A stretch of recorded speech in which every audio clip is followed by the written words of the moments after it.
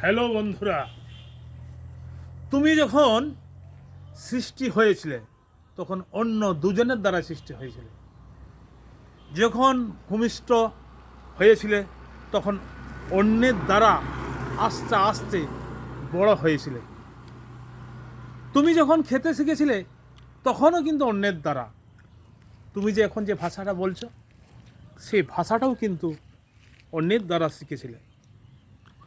তুমি যে লেখাপড়াটা শিখেছিলে সেটাও কিন্তু অন্যের দ্বারা। তুমি এই যে আজকে ভিডিও করছো, তাই না বন্ধু? এই ভিডিওটাও কিন্তু শিখেছিলে অন্যের দ্বারা।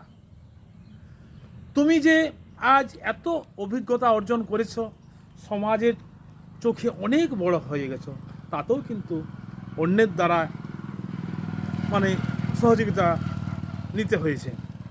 আর তুমি যখন মারা যাবে বন্ধু, তখনও কিন্তু অন্যের ঘাড়ে চেপে শ্মশানে যেতে হবে কিংবা ওই কবরস্থানে যেতে হবে।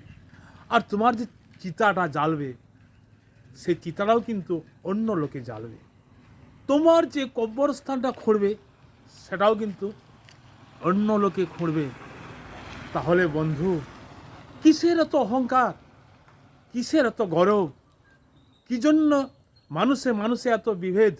তাই বলছি বন্ধু, যতদিন এই পৃথিবীতে থাকবে ততদিন সবাই সবার সাথে ভালোবেসে এক মনে হিংসা না করে বেঁচে থাকাটাই কিন্তু সর্বশ্রেষ্ঠ বন্ধু, তাই না?